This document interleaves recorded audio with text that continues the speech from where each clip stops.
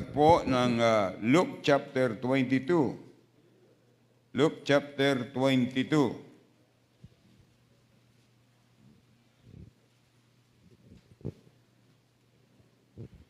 Luke chapter 22 and from verse 42.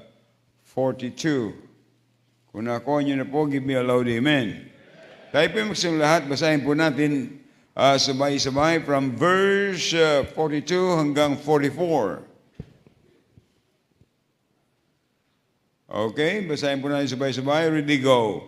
Saying, Father, if thou be willing, remove this cup from me. Nevertheless, not my will, but thine will be done.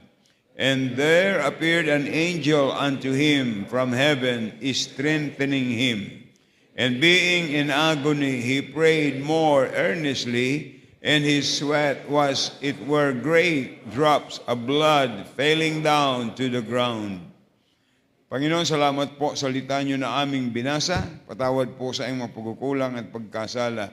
I-bless niyo po ang mensaheng ito, Panginoon. Dalangin po namin, ito'y maging paraan to strengthen us. Maraming mga anak niyo, Panginoon, na mayroong mga suliranin. Maraming mga hadlang sa buhay. Panginoon, dalangin po namin na ang araling ito ay maging blessing. Patawad po sa iyong mga pagkukulang at pagkasala. Ito ang aming dalangin sa pangalan ni Jesus. Amen. Thank you and be seated please. Nais ko pong pansinin po natin ay yung verse 43. At ang sabi ng Bible, and there appeared an angel unto him from heaven, strengthening him. Alam niyo mga kapatid, ito yung pagkakataon na ang Panginoon ay ipapako sa krus dahilan ng ating mga kasalanan. At kaya nga ang kanyang prayer doon sa verse 42, Father, if thou be willing, remove this cup from me. Nevertheless, not my will, but thine will be done. Siyempre, mahirap yun. It is from the very mouth of the Lord Jesus Christ. So, ang Panginoon ay gumugol ng napakaraming energy, kalakasan in human body. Napakalaki ang kanyang ginugol, mga kapatid. At siya sa kanyang panalangin, sa kanyang tamang pananalangin, ay bago po siya ipinako sa krus ng Kalbaryo. Sa katunayan, ang sabi sa binasa natin sa verse 44, ang sabi doon, and being in agony, he prayed more earnestly, and his sweat was as it were great drops of blood falling down to the ground. Yung kanyang paghihirap, maging yung pawis ay parang dugo na pumapatak sa lupa. Sa matinding paghihirap, mga kapatid, sa matinding kanyang pagtitiis. Pero tandaan po natin, mga kapatid, strength to fulfill God's will was needed. At bago siya namatay, sabi nga ng Bible sa binasa po natin doon sa verse 43, ang sabi doon, and there appeared an angel unto him from heaven, strengthening him. Dito ay makikita natin, mga kapatid, na matututunan natin kung paano kumuha ng strength para pagpatuloy na gawin ang kalooban ng Diyos. At madaman natin na tayo'y pinalalakas ng Panginoon. Ang dahilan kung bakit maraming Kristiyano wala pag Wednesday night sa simbahan, ay tinalo sila ng kanilang mga suliranin sa buhay. Ang kailangan, magagawa lang natin, mga kapatid, ang gawain ng Diyos at matapat na paglilingkod sa Diyos ay hindi not according to our own strength, but according to God's strength. Itong binasa natin, it is a very personal experience of the Lord Jesus Christ. He was in agony. Parang sa kanyang sarili, hindi niya nakaya. Pero ang kailangan niya ay strength para matupad ang siya ay mabayubay sa krus ng Kalbaryo para lamang matubos ang tao sa kasalanan ng buong sanglibutan. Mayroong mga bagay na hindi natin kaya. Akala ng iba, mabuti pastor nagagawa niyo. Sabi ko sa aking sarili, hindi. Kaya sabi ko, saan man ako pumunta, outreach, sinasabi ko, kung ang gusto ko lang ay malaking congregation, hindi na ako aalis. Sa San Pedro, I will stay there.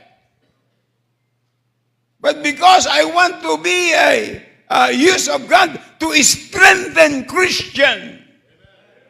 Sapagkat ang kailangan natin, mga kapatid, ay strength. Spiritual strength. Maaaring ikaw ay parang Mr. Philippines. Only it's a physical body. But what we need to comply and to fulfill the Great Commission, mga kapatid, is strength from God. Yan ang kailangan natin, mga kapatid. Kaya ang dapat matutunan natin ang ilang mga paraan to get strength to continue doing God's will. Dapat, kaya nga, alam kung bakit maraming mga nagbabackslide?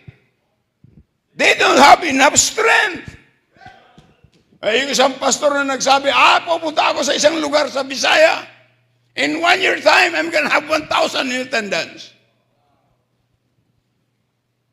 Hindi naman po ako sa naglo-look down, pero hanggang siya ikinuha ng Panginoon, wala namang nangyari. Madaling sabihin yun. Sa ating sarili, kaya natin. Pero ang nais ng Diyos, God wants us to fulfill His work not according to our own strength, but according to His strength. Ang kailangan natin para hindi tayo mawala sa gawain, ang kailangan natin is spiritual strength. Nasaan yung mga taong pinapag-aral? Nasaan yung mga nag-graduate pero ngayon ay mga backslider and they're telling things that against the work or the ministry of God. Someday, somehow, they are going to reap what they are doing.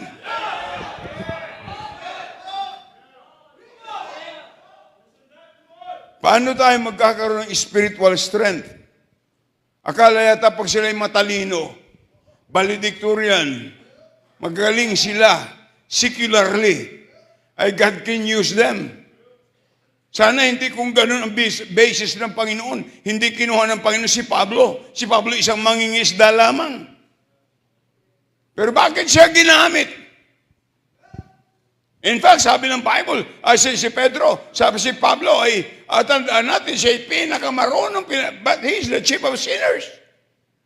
Si Pedro ay mangingisda lamang, pero ginamit siya ng Panginoon. He was the only apostle that preached one sermon and 3,000 souls saved, not only saved, but baptized. Kailangan natin spiritual strength, mga kapatid. Kayo mga taong sasabing, kayang-kaya ko yan. Ay, mga kapatid, madaling sabihin yun. Pero maganda yung magagawa natin sa biyaya ng Panginoon. Hindi sapagkat maganda ang boses mo, gagamitin ka ng Panginoon. Pero pinakamaganda yung tayo ay nare-recognize natin na ang ating nagagawa, na-fulfill natin, nagagawa natin mga bagay para sa gawain ng Panginoon is because of God's strength. So how to get strength to continue doing God's will?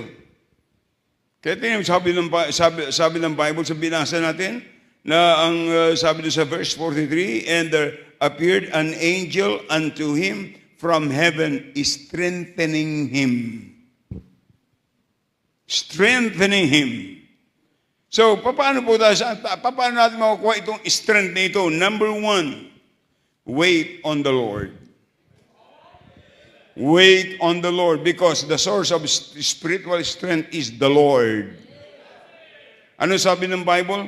Doon sa Isaiah chapter 40. Isaiah chapter 40. Ang sabi ng Biblia sa chapter 40 ay ganito po sa verse 31. But they that wait upon the Lord shall renew their strength. They shall mount up with wings as eagles. They shall run and not be weary, and they shall walk and not faint. Kaya yung word na wait dito, it means to serve. It means to serve. That's why Paul said, I can do all things through Christ, which strengthened me. Which strengthened me. Kita si Tom Wallace, kasabay ko dun sa Mexico, 96 years old. But still, he can travel by himself. But still, he can preach the Word of God. Sabi ko sa kanya, I praise God for you. God strengthen you. Ano sabi niya? Please continue to pray for me. Ang pinakamagandang makita natin, mga kapatid, hindi yung accomplishment natin, kundi yung accomplishment ng Diyos sa buhay natin. Para wala tayong ipagyabang, wala tayong ipagmalaki.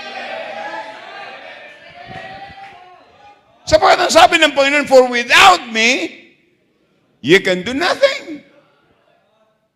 Kaya meron nagtanong sa akin, Pastor Lorena, did you expect that the ministry that God entrusted you will be like this? I said, no. How it was happened? I said, I just obey the Lord. Beg on God, His strength. Beg on God of His power.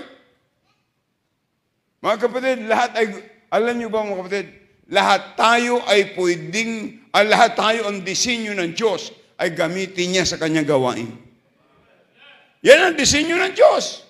Kasi kung hindi ka gamitin ng Panginoon, kinuha ka na agad ng Panginoon. Kaya kung ikaw hindi naglilingkod sa Diyos, binibigyan ka pa ng Diyos ng chance. Kayong mga tumataka sa panawagan ng Diyos, I give you the warning. Ang panawagan ng Diyos ay hindi by accident. It is God's plan.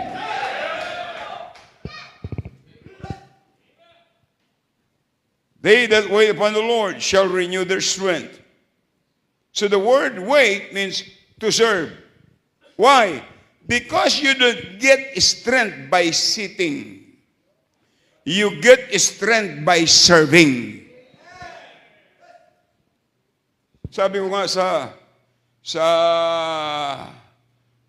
Thailand, alam nyo, every time I come to Thailand, it's an outreach, you strengthen me. Abay, mahirap po yung ginagawa nila na tuturuan yung mga bata. Kasi napunta ako, nag-observe ako paano sila magturo. May mga picture, tinuturo nila. See? Abay, madaling matuto ang mga bata. Ang tiyaga talaga nun. Akalain mo sa isang area, mga 5 sila. Nagtutulong-tulong. Ay mga anak yan ng unbeliever, ang kukulit ng mga yan. Oh, sino magbibigay sa kanila ng tiyaga, kundi ang Panginoon? Sapagat yun ay bawat bata ay nagre-represent ng isang kaluluwa at nagre-represent ng eternity.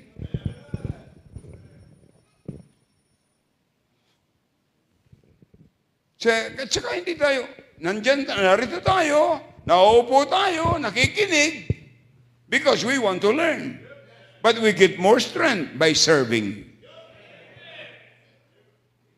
Kaya maraming mga Kristiyano ang hihina, yung mga walang ginagawa sa Diyos. Yan yung mga daling manghina. Pero makita mo yung mga abalang-abala sa gawain ng Panginoon, ako'y naniniwala, ito yung nararanasan ng mga full-time na soul winners every day. The more you win souls, the more you want to do it.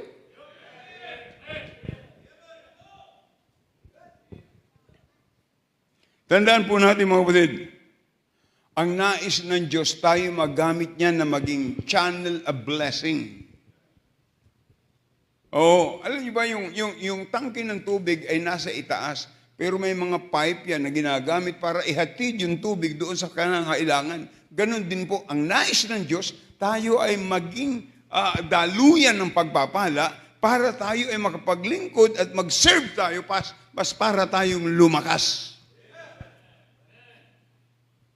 Kaya, nais ko pong sabihin sa inyo, honestly mga kapatid, sino mang nakikita ko sa Panginoon sa inyo, nakikita ko na kayo ginagamit ng Diyos, isa kayo sa nagpapalakas sa akin.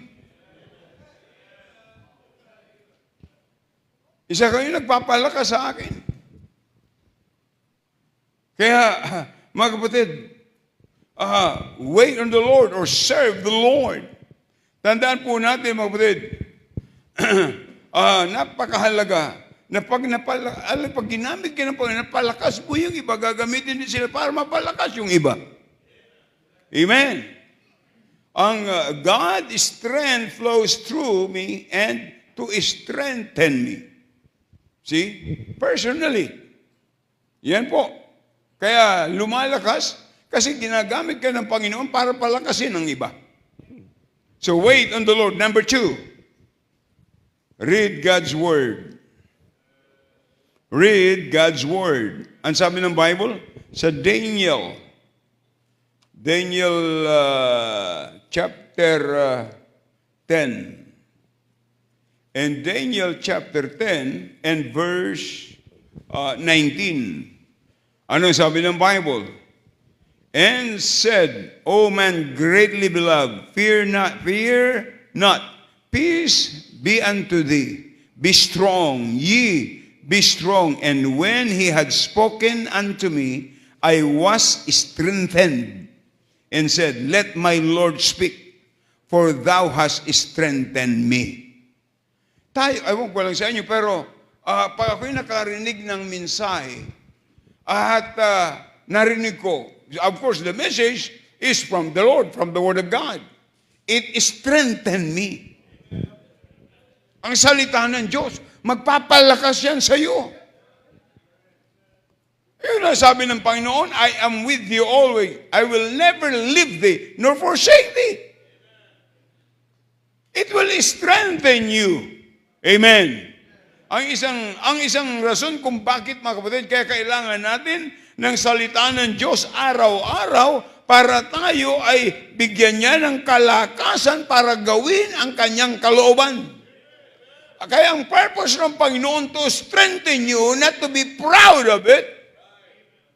Ang purpose ng Panginoon when God is strengthening you is for you to do the will of God. Magawa natin yung kalooban ng Diyos. Sapat ang kalooban ng Diyos sa bawat mananampalataya ay tayo magamit ng Panginoon. Kaya makita yung kapatiran natin na sa Saudi, mahirap doon mag-ahayag ng salita ng Panginoon. It is against the law. Pero sino nagpapalakas sa kanila? The Word of God. God through His Word.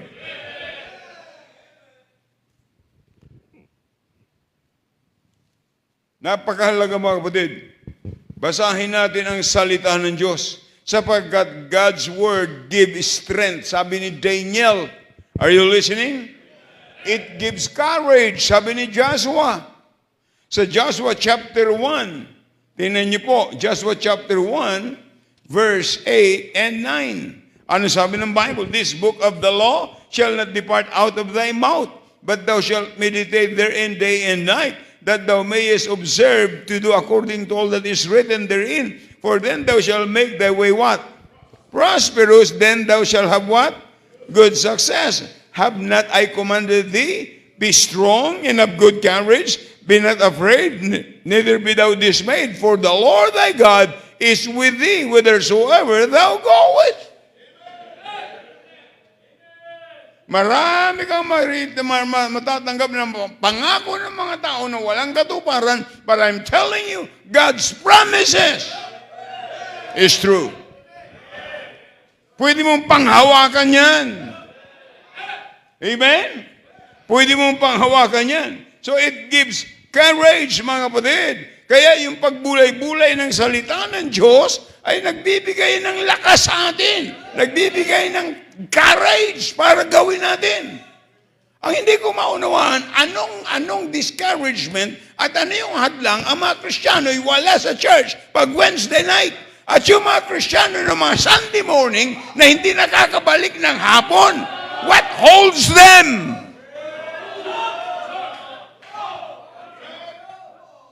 Anong pumipigil sa kanila? They have no enough strength. But they are here on Sunday morning, and when they are going to listen to the Sunday school lesson and to the preaching of the Word of God, they have enough strength para sila'y bumalik. Maliban kung nilalabanan nila yung strength na binibigay ng Panginoon.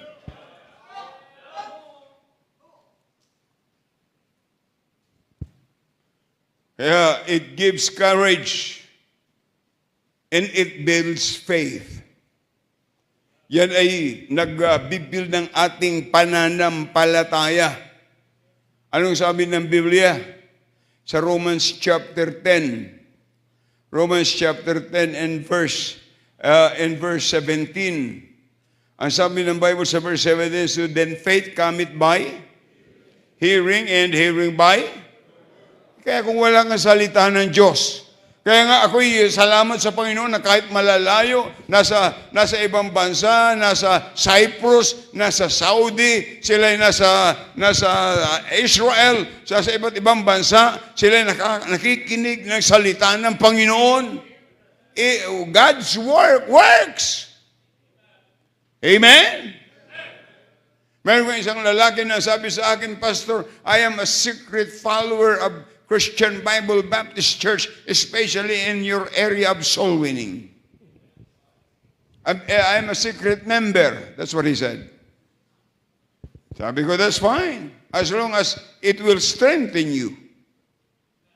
Magpapalakas sa atin. Alam niyo, pag tayo mahina spiritual, ang kailangan natin, Word of God. May Bible ka, ang tanong, binabasa mo ba? Kahit na 5 pa ang Bible mo, kung hindi mo binabasa, hindi yan magpapalakas sa'yo. Kaya kailangan natin ng church. Ang kagandahan sa church natin, you have your own Bible, naririnig mo na, binabasa mo pa, paano hindi ka lalakas? It comes by hearing. Hearing by the Word of God. Alam niyo, kaya dapat ang mga Kristiyano walang panahon sa mga negative comments, mga critics ng mga tao against the ministry.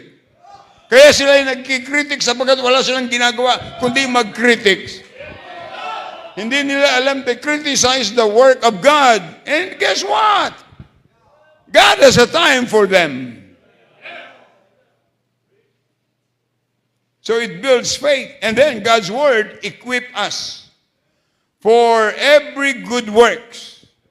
It will equip us. Magpapalakas ito sa ating mga kapatid. Amen? It will equip us. Sabi ng Bible, 2 Timothy 3:16 and verse 17, all Scripture is given by inspiration of God. It is what? Profitable for doctrine, for reproof, for correction, for instruction in righteousness, that the man of God may be perfect, truly furnished unto all good works. Kaya, ano man problema dumating, we are furnished by the Word of God. Hindi yan magpapatigil sa atin. Kaya nagpapatigil sa atin, wala tayong alam na salita ng Diyos. Ang salita ng Diyos ang ating pangsanggalang. Ito ang ating panlaban. Tandaan natin mga kapatid, every day we are always on the battlefield. Don't be the loser. You need to be on the winning side. Who is on the winning side? God is always on the winning side. Amen. And then the Word of God revives the souls of men. Nagre-revive yan. Kaya kung nanghihina ka, pagpunta mo ng church, dapat umuwi ka, revive. Di ba? Kaya, una po ay, wait on the Lord. Number 2, read God's Word. Tandaan po natin, you will never find the strength to God's will each day if you cannot spend time in the Word of God. Kung naniniwala ka na ang salita ng Diyos ay nagpapalakas sa iyo, ay hindi mo matutupad ang kalooban ng Panginoon without spending time to the Word of God.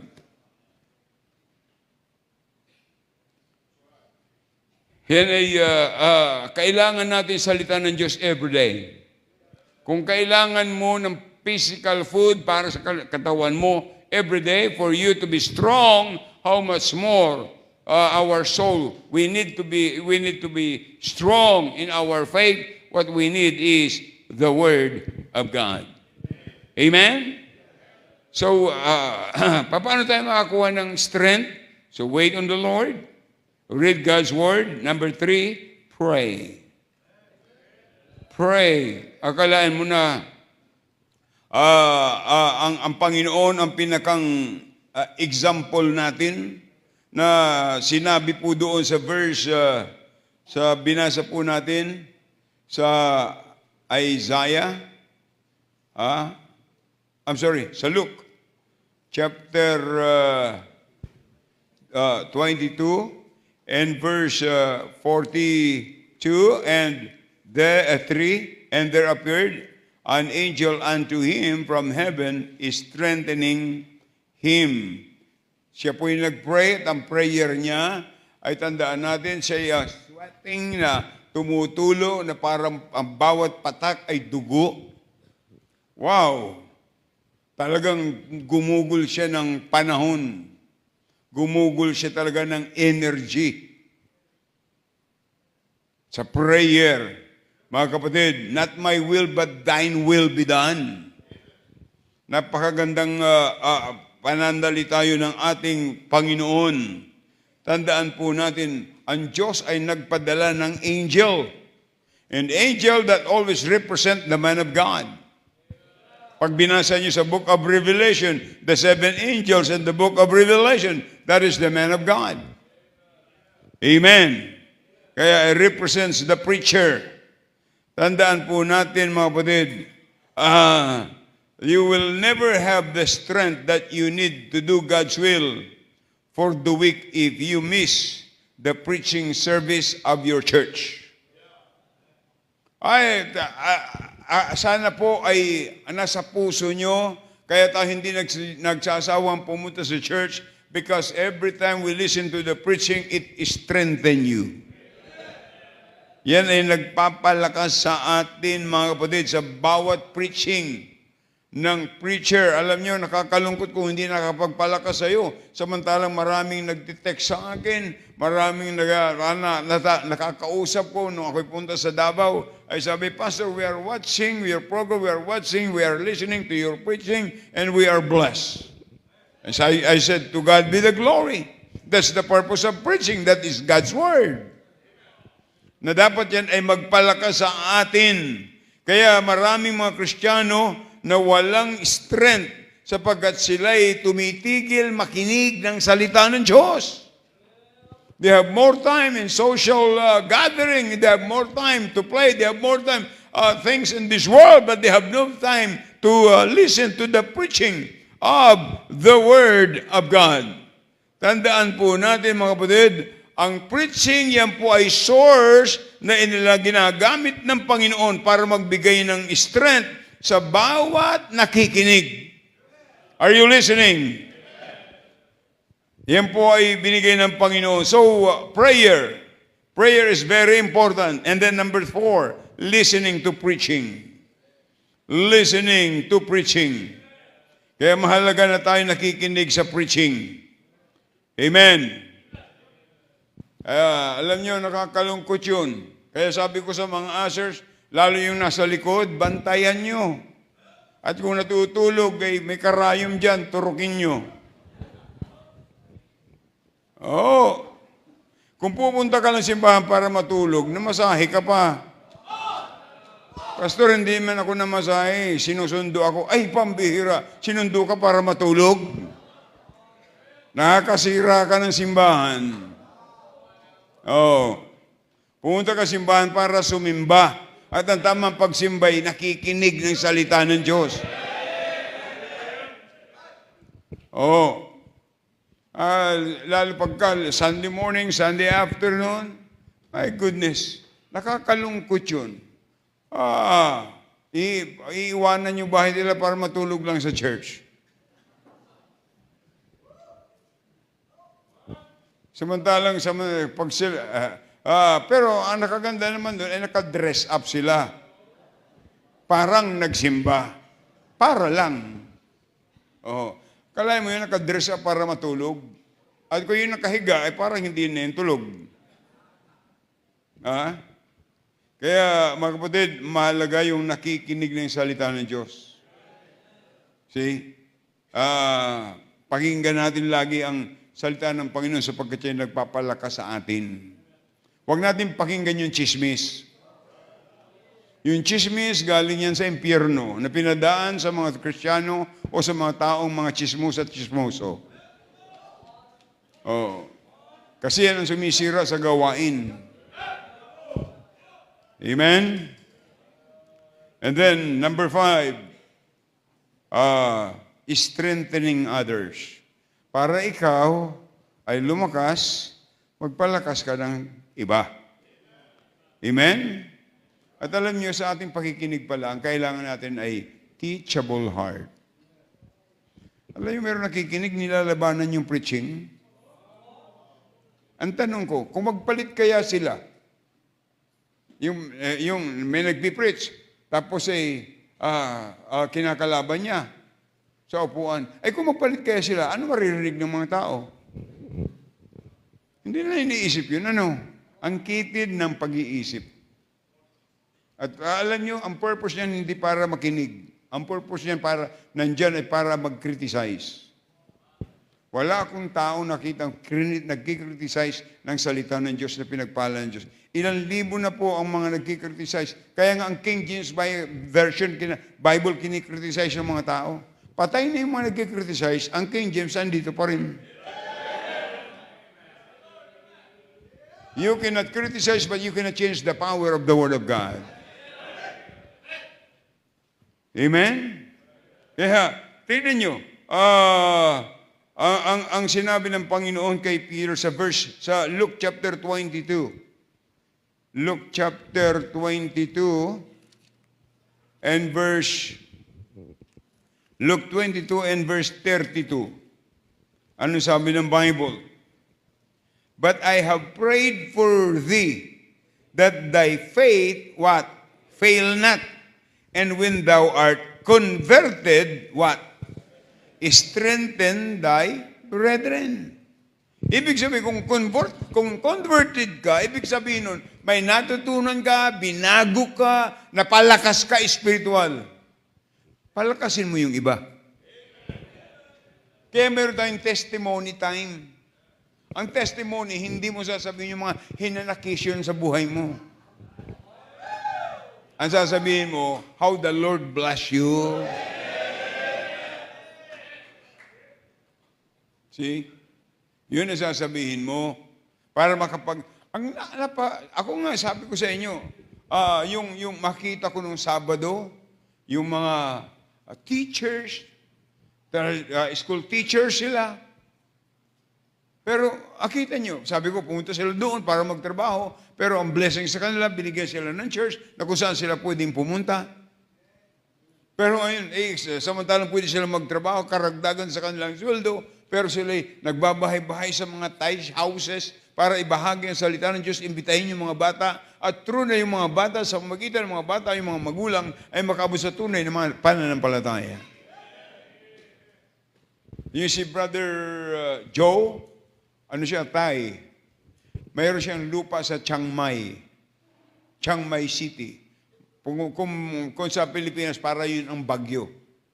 Ay willing siyang ipagamit para sa gawain ng Panginoon. Na yung kanyang mga ninuno ay bunga ni Adoniram Hudson sa Burma. Kalain mo yan? Kaya hindi mo alam pag ikay nag-soul winning, kung anong gagawin ng Diyos doon sa bunga mo. Kaya hindi dapat tigilan yan. Pero, kaya hindi lang titigil yan pagka tayo may sapat na kalakasan ng ating spiritual strength. Yun ang ating kailangan.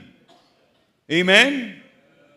When thou art converted, strengthen thy brethren.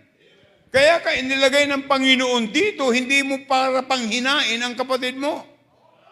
Kaya kung ikay nangutang doon sa kapatid mo, bayaran mo.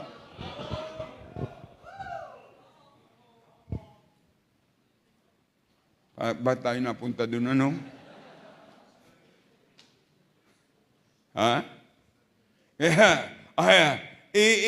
ipinapakita ng Panginoon, mga kapatid dito, na para tayo ay makapag-gain, magkaroon ng kalakasan spiritual, ay palakasin din natin yung iba.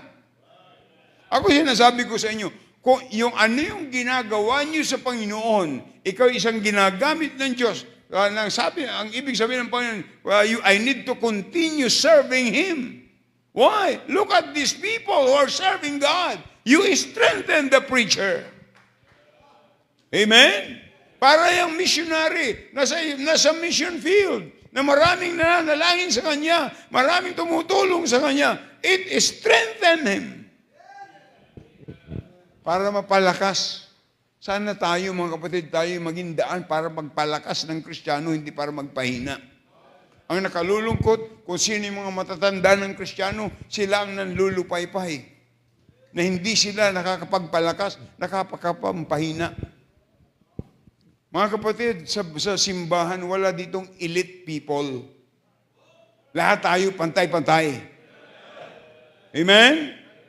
Kahit na milyonaryo ka pa, kahit na kung sino ka pa, pag nasa simbahan, hindi natin pinag-uusapan kung ang milyonaryo ka, o matalino ka, o ano ka. Ang pinag-uusapan din, naglilingkod ka ba sa Diyos?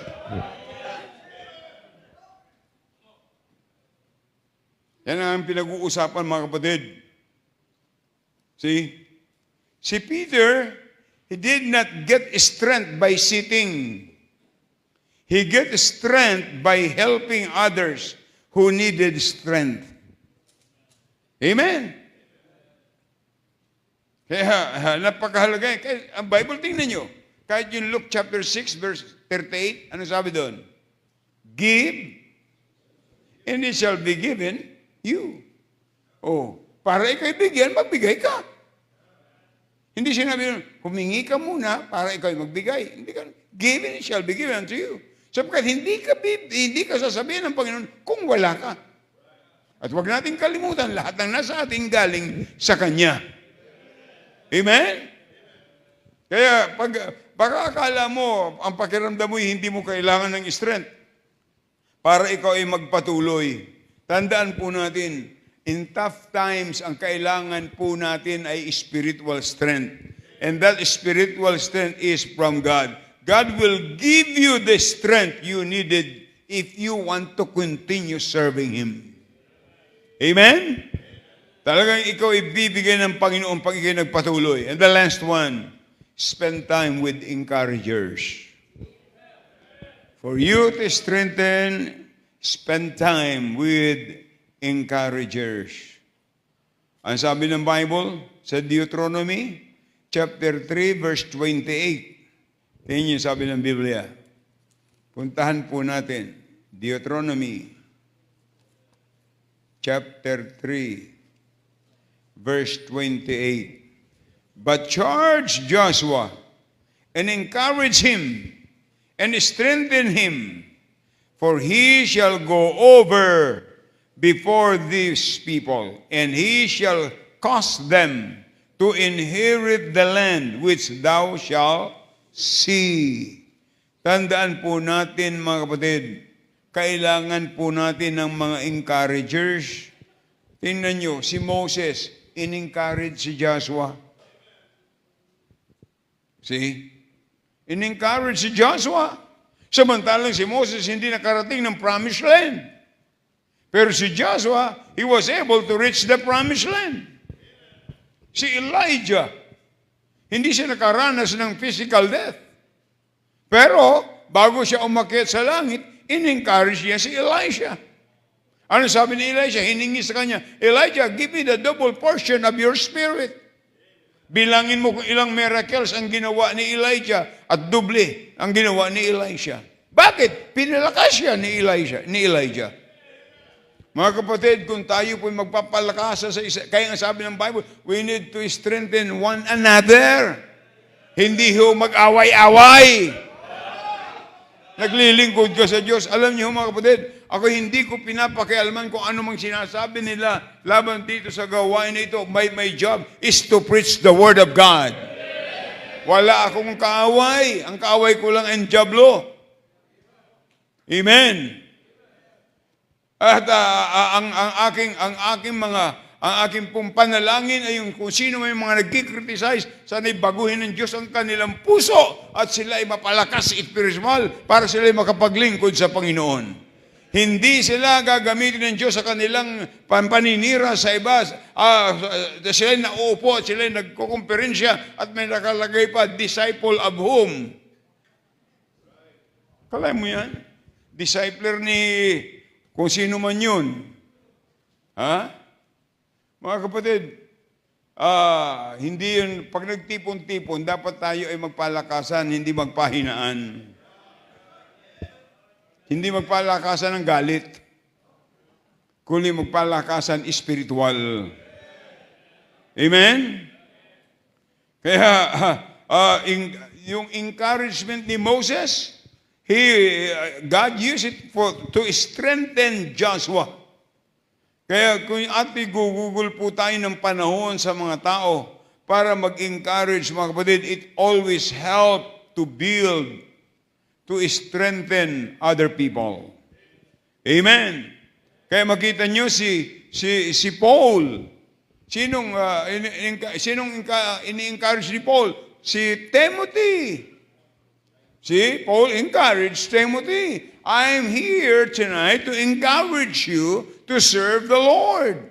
I encourage you to get strength from God.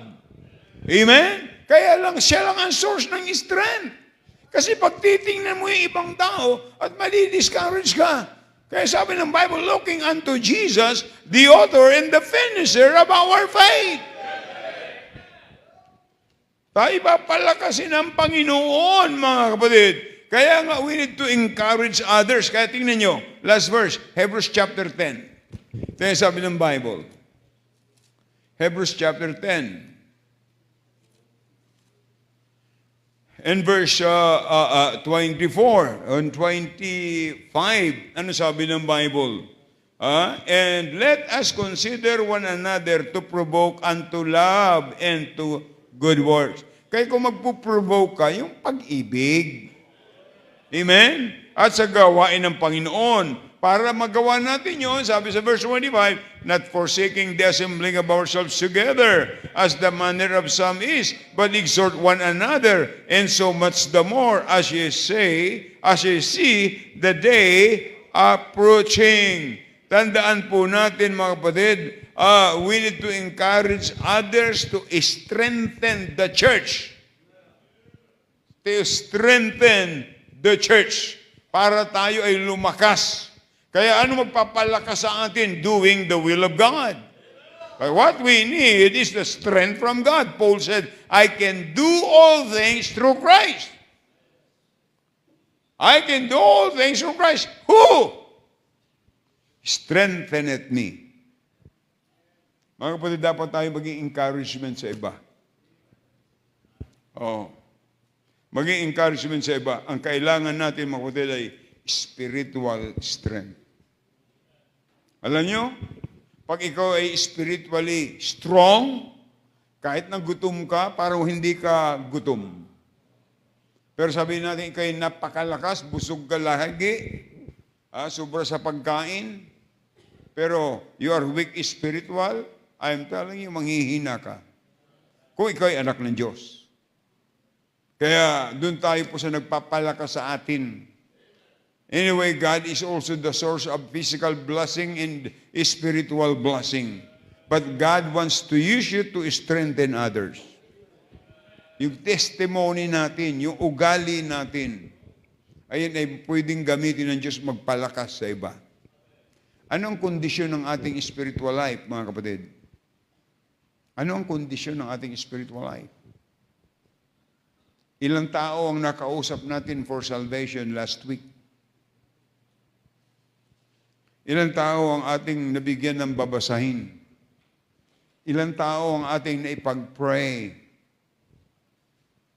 Kaya ang ganda-gandang ginagawa natin, by division, by area. To pray for one another.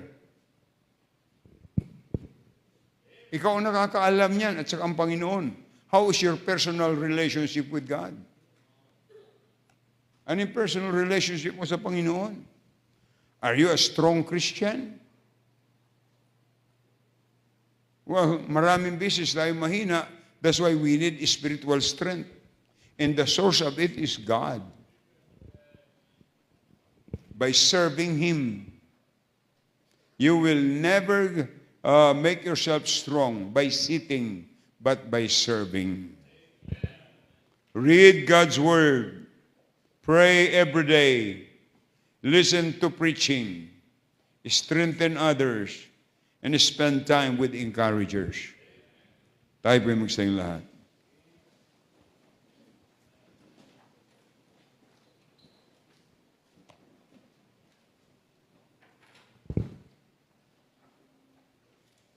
Ikaw ang nakakaalam ng sarili mo, kapatid. It's between you and God. Dapat magkaroon tayo ng personal examination.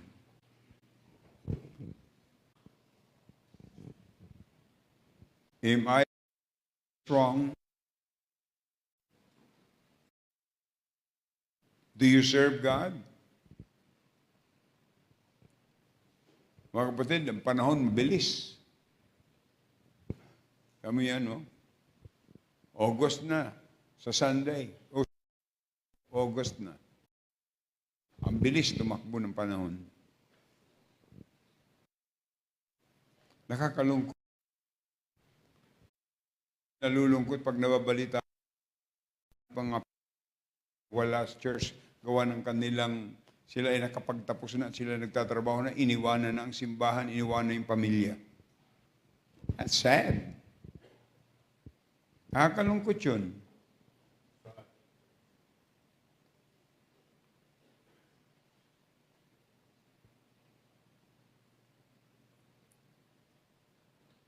Ay ngayon, may mga pastor na pagka nilapitan mo, ang sasabihin, pabor sa kanya.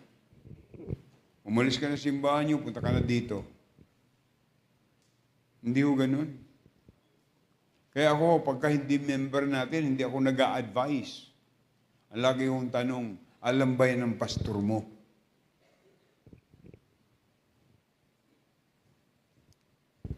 And how can you strengthen others if you cannot strengthen yourself? And the reason, because you are not listening. Kaya instruction ay napakahalaga. Instruction ng salita ng Panginoon, instruction ng magulang sa mga anak. Pag ang mga anak natin hindi na sumunod sa atin, napakalaking problema yan. Kaya salamat sa Panginoon sa mga bata na naturuan, train up a child in the way should go. At makikita natin paglaki na sila'y pinagpapala ng Diyos. Nakakalungkot yun. Merong, Pastor, pag-pray nyo nga na magkaanak kaming lalaki, pag-pray nyo nga po sa magkaanak kaming babae. Pero nung lumaki na, nasaan na sila? Hindi yung kasalanan ng bata. Primarily, magulang parang walang authority. Ang mahalaga mga kapatid, yung mga anak, matuto silang kumilala ng authority ng salita ng Diyos. Obey your parents in the Lord, for this is right. At yung buhay ng mga magulang ay dapat malaking encouragement sa mga anak. At yung pagsunod ng mga anak ay malaking encouragement sa mga magulang. Oo, maaari sila magkaroon magandang trabaho, pero yung kaluluwa nila, anong sitwasyon sa Panginoon? Kaya ang Biblia hindi yung nagkakamali. Seek ye first the kingdom of God and His righteousness, and all these things shall be added unto you.